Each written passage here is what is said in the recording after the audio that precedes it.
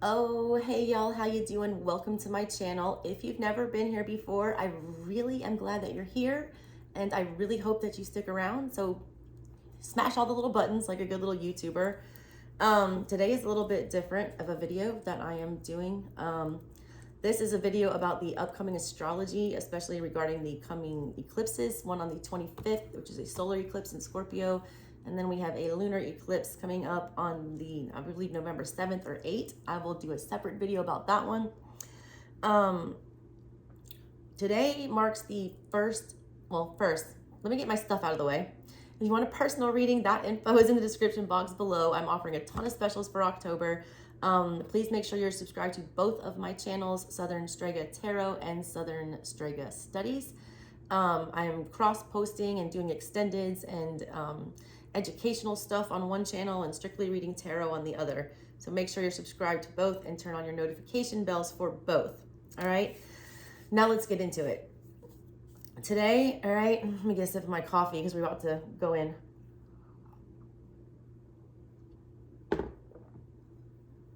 I'll preface this by saying that I am not a traditional astrologer. I am not trained in astrology. I am self-taught. I do not read charts like everybody else. I am an intuitive astrologer, okay? When I look at a chart, either for a person, a natal chart, or a daily energy chart, you know, like what are the planets doing today? I feel things. I feel energies. I see things.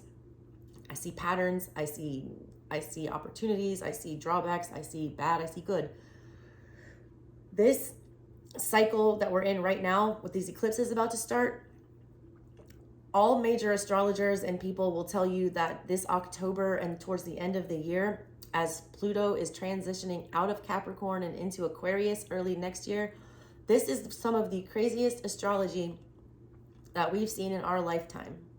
Point blank, period. All right? That's a whole other video. I just want you to know that it's pretty much really hitting its stride right now. Today marks the first day of the Libra Scorpio cusp, okay? This is a very darkly balanced energetic period, all right? Libra is about fairness, balance, truth, and justice. Scorpio is also about balance and exposing truth, all right? And reaping justice and executing the punishment for it, all right? Death card energy. While Libra's goals and means and objectives are way more transparent with the sword energy, Scorpios are not, all right? There is a reason that Halloween, All Hallows Eve, where the veil is the thinnest between the two realms, falls very early in Scorpio season. Scorpio rules the 8th house, the house of death, sex, transformation, things done in the dark, things, you know, that are hard to talk about, things that are scary. It's the scariest energy, all right, in the entire zodiac, other than Capricorn, all right? But Scorpio is more scary because you never know what Scorpio is doing. It's very secretive. It's very hard to access, okay? And it's also very otherworldly and uncomfortable, okay? Capricorn energy is much more down to earth and much more easier to grasp. Scorpio energy is very abstract.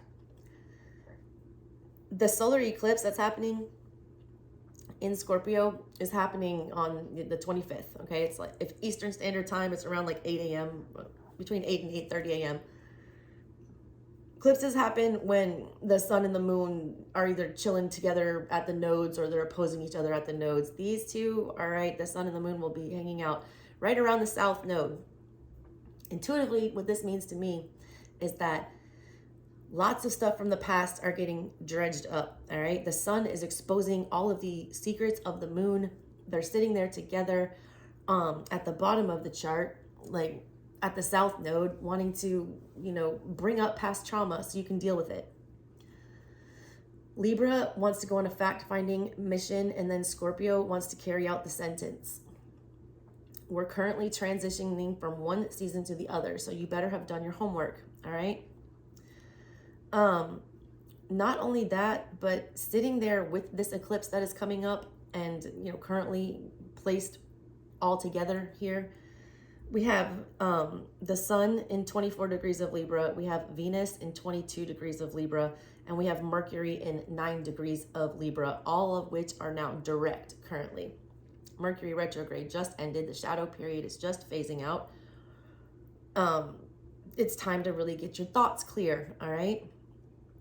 The sun with Mercury and Venus all sitting in the sign of Libra means there's nowhere to hide, all right? Especially on an emotional level. It's like anything that you say can and will be held against you. It's very much like being in a court of law. Everything is on trial, and it's on an emotional scale with Venus thrown in there, okay? All of that is happening in the current chart in the 10th house, which deals with, career, things like that. Also where your midheaven is, kind of like what you are known for, your reputation. Whatever you do right now, however you choose to expose yourself or show yourself to the world, it's going to have a lasting effect on your reputation, how you are portrayed, and the trajectory of your career and your public image. All right? So I want you to be very aware of that. You need to be speaking nothing but the truth, the whole truth, and nothing but the truth. Because Scorpio season is coming, and it is going to catch you in the ass for any past mistakes that you have not made peace with, made right with, or any past behaviors that you have not corrected. All right? This is a large trial that we are on, as a humanity as a whole. We can't fail this. More troubling in the chart, we have Pluto still hanging out in Capricorn on its death rattle, trying so hard to move into Aquarius, where hopefully things will be less violent and less final and more well thought out and less selfish and now more humanitarian. I pray that that is the energy shift that we see, because it is much needed. Pluto has been in Capricorn since 2008, when the market started crashing and all hell started breaking loose. It's been a downhill tumble since then, okay? The fact that the stock market kicked off the Pluto and Capricorn energy, all right, is like so poetic. Capricorn is Wall Street energy. Capricorn is money energy. When Capricorn, when Pluto rolled into Capricorn, and Pluto is Scorpio energy, transformation, death, change. It wants violent uprisings. It wants rebellion. It wants things exposed. It wants things torn down. It wants tower moments. It's tower energy, death energy, judgment energy.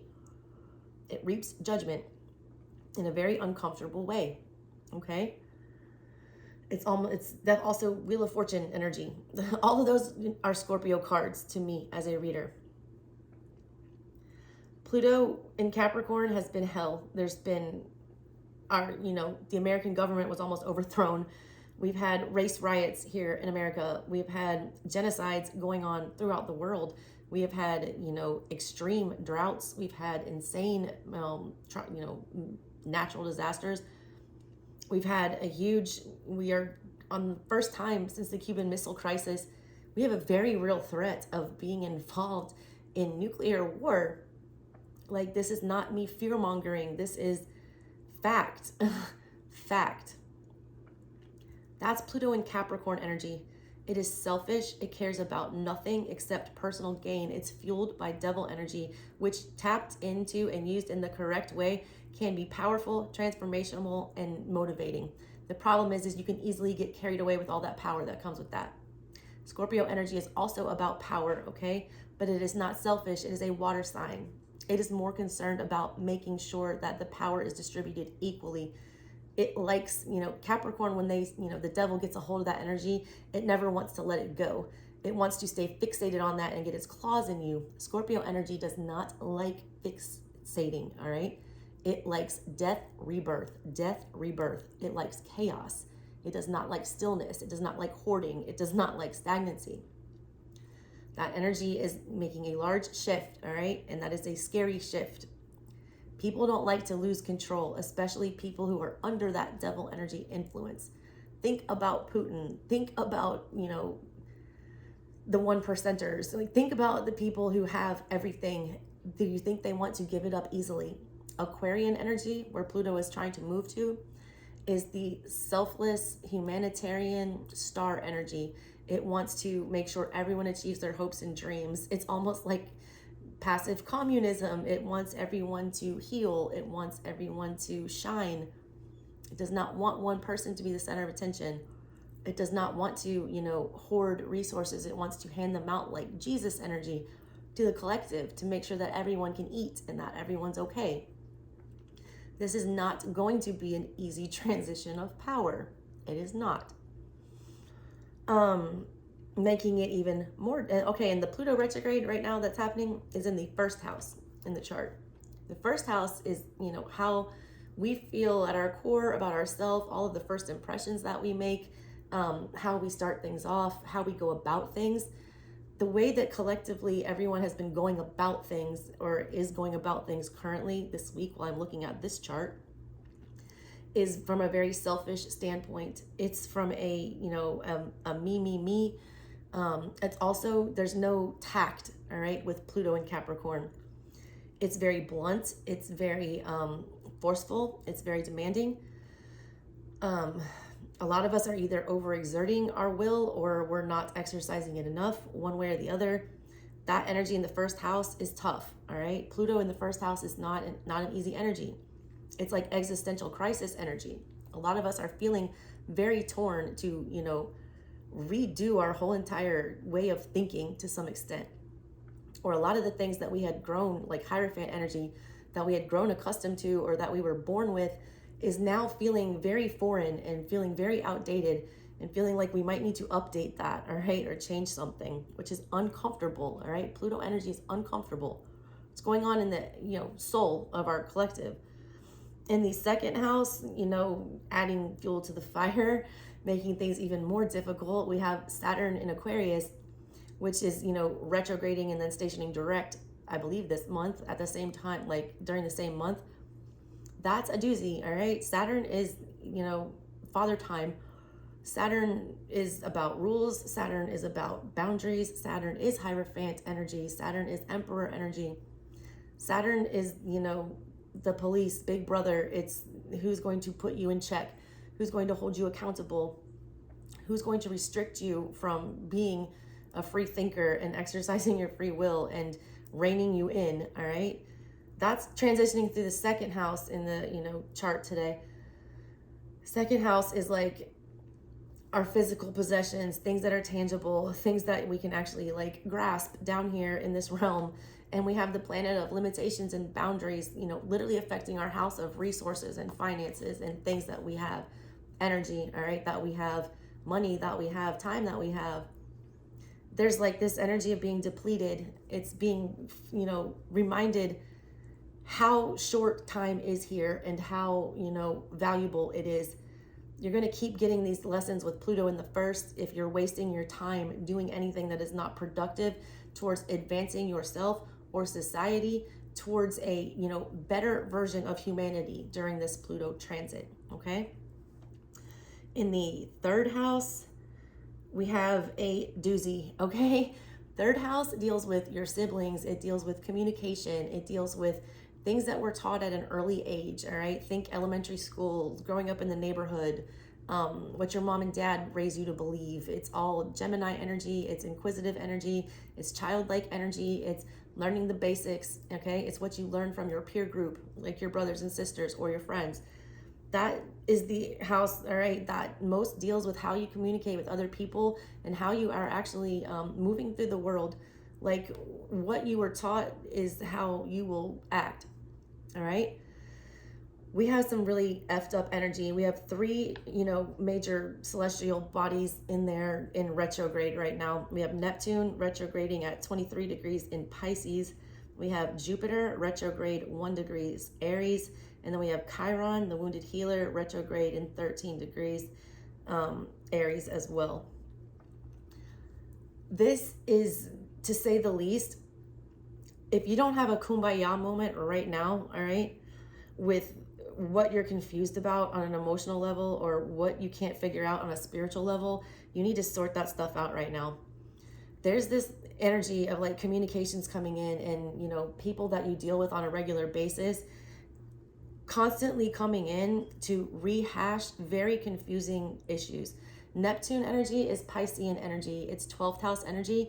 It's things that are esoteric and out there that are not tangible, that are hard to understand. It's the house of the unseen. It's the house of the undead. It's, the otherworldly house, the psychic house.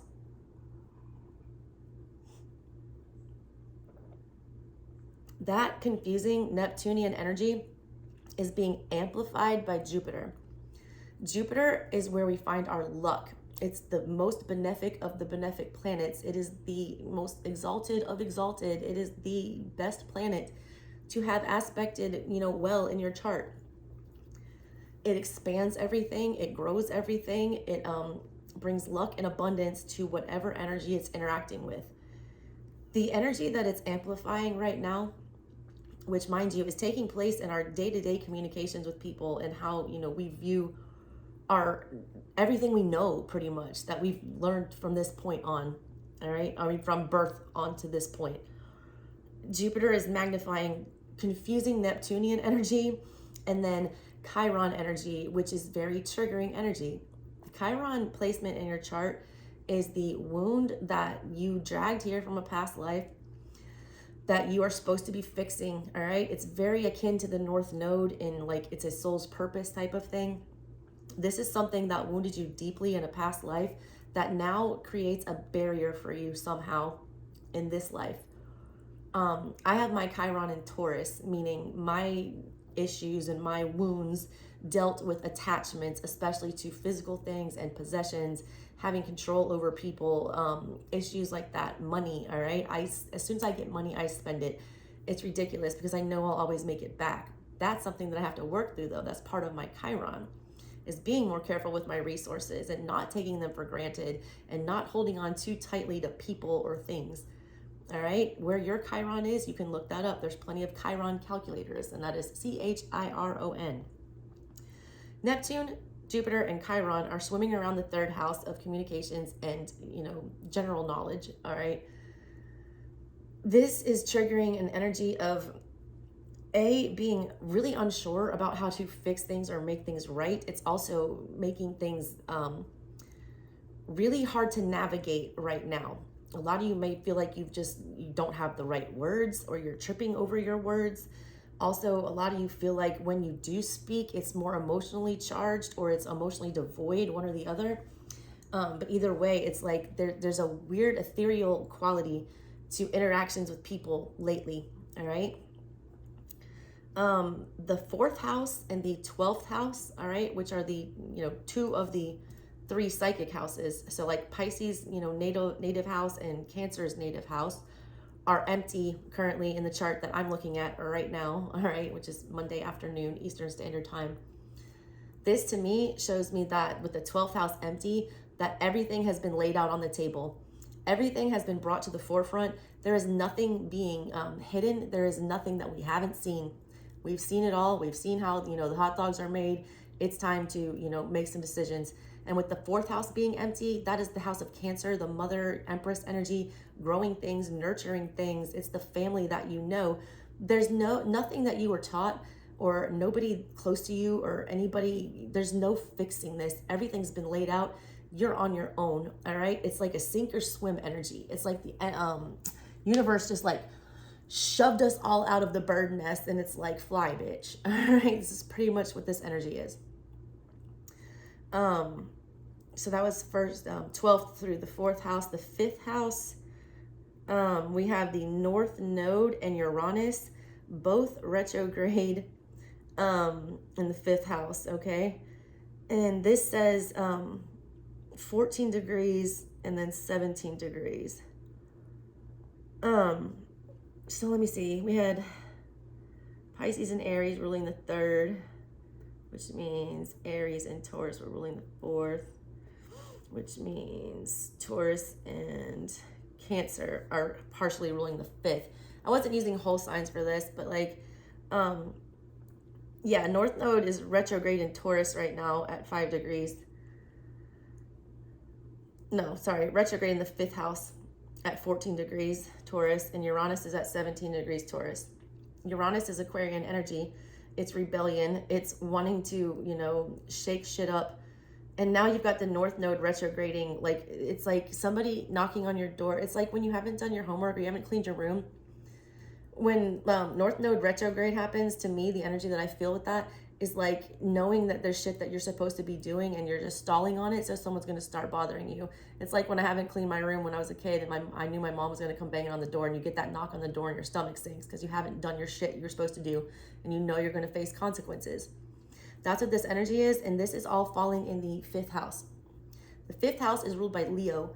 It is a very masculine house. It is a house that requires action. It is a house that does not like to be passive. It is a house that does not like to play safe, all right? It is a house that does not like to shy away from a challenge. There's all this energy here, all right, with the North Node in Uranus. It's like lighting a fire under you to, like, it's making people feel anxious. It's making people paralyzed. Some people, all right, there's just too much. All you can do is sit. Like there's this impending fear of like doom or urgency, and like for whatever reason we just can't act. It's because we're stuck in that retrograde loop with all of that. Mars is in the 6th house, all right, and this was in Leo, all right, or not Leo, I don't even remember, it doesn't matter. Mars is in the 6th house though. 6th house deals with your day-to-day routine. All right, Mars is in Gemini. That's why I skipped Gemini. How could I do that?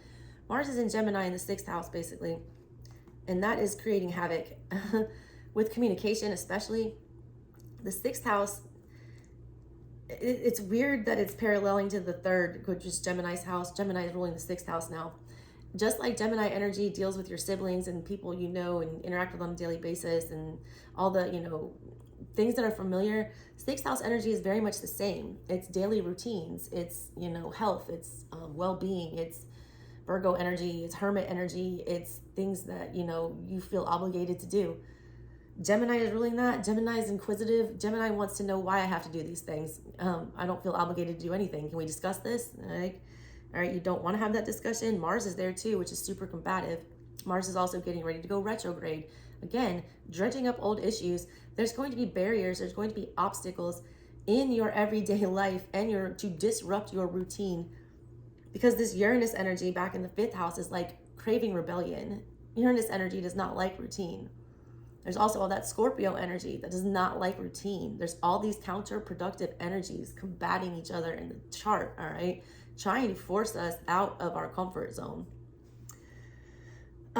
Probably the most concerning house to me personally as an intuitive astrologer is what's going on in the 7th house, which is in my chart that I'm looking at today for the current energy, ruled by Cancer. We have the two most emotionally nightmarish energies, all right, in the most highly emotional sign of the zodiac, all right, chilling in the house of relationships, partnerships, other people's stuff, you know. It's yeah, this isn't good. We've got Lilith and the moon, all right, sitting in Cancer in the 7th house right now. This is a nightmare. Moon energy, all right, it deals with feelings. It deals with things that we don't want to talk about. It deals with uncomfortable, you know, energies.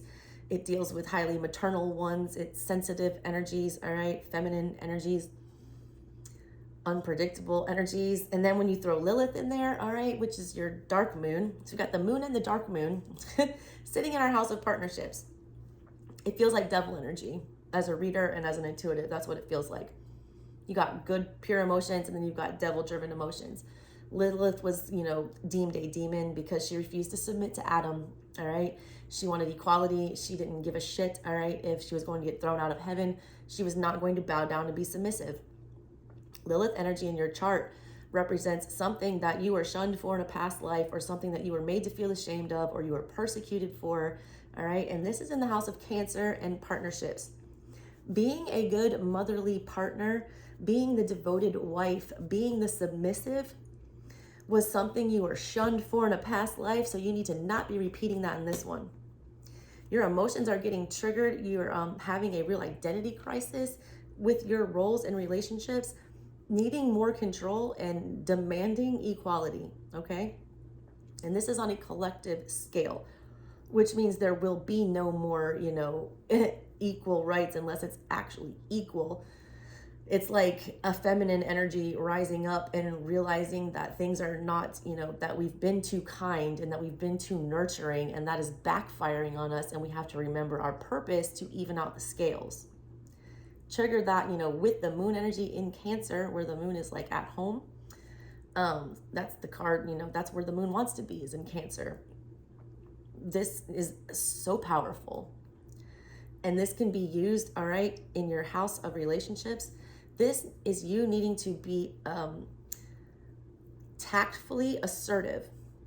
It's being assertive in a non-masculine way in your dealings with other people. It is showing your strength and demanding equality and not backing down or being a pushover, but doing it in a way that is not as aggressive as that fifth house energy that's fueling this rebellion. If you unleash this fifth house energy like this, and the Mars energy that's available to you in your, you know, day-to-day routine, that's war. That's more conflict. That's Capricorn winning. That's devil energy winning.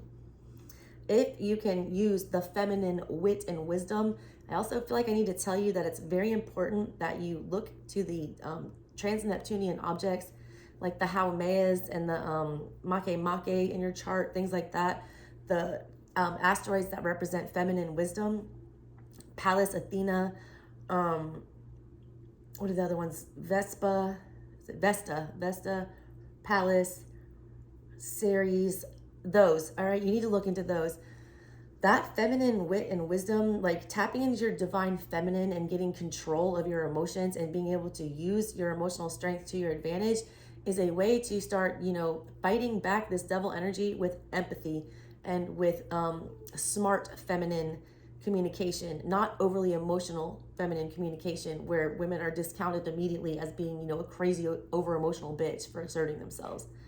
This Lilith in Cancer and moon in Cancer, though, is making you want to be overly emotional, because you're getting pushed to a breaking point, especially within your relationships, to where you can't take the disrespect anymore, and you're about to access that energy in the fifth house and lie and roar those people's heads off. Be wary of that, all right? In the 8th house right now, where is it? Why do I not have what's written down in the 8th house? I don't know. I don't have it in my notes, and I don't have a chart in front of me. All I know is the 8th house is Scorpio energy, so look at your chart, see what's in the 8th house. You better be dealing with that, because it's all going to get brought to light. The 9th house, which rules like your spirituality, your higher wisdom, your higher learning, the Sagittarian house. In the chart that I used, and I used Placidus to calculate mine, it was partially in Libra, and then it was partially in Virgo. The part of fortune is in Virgo 9, and then the, what you call it, where is it? Oh yeah, Mercury in Libra is in, you know, still in the 9th house, which means we're still, we benefit right now from investing in spiritual learning, and we gain fortune by evolving spiritually right now, having conversations of an esoteric nature or having conversations of a progressive nature. Sagittarian energy is worldly, all right? It's a traveler. Sag understands all people in all, you know, ways. They're very spiritual beings. They are temperance, all right? They bring balance to the force because they can understand all sides and what all sides need to feel, you know, equal, like they're not being, you know, treated like Lilith, like a subordinate or a submissive. This energy is needed. We find our luck there. The part of fortune is sitting there, and it deals with Mercury, the way that we communicate these ideas. We have to do it in a way that is not more polarizing, okay? And then, yeah, back to the 10th house where we have the sun and Venus right now. The eclipse coming up, all right? Eclipses are huge, all right? They're pivotal points. They are meant to bring tower moments. They are meant to expose things. They are very interesting, all right, astrological events. If you don't believe me, go back and look up the dates of prior eclipses and tell me how your life was going during those specific times. It's not always bad, all right? If you have Scorpio in your chart, or if you're like a Virgo rising, or if you have major Scorpio placements, you are going to have like some serious good fortunate changes coming your way.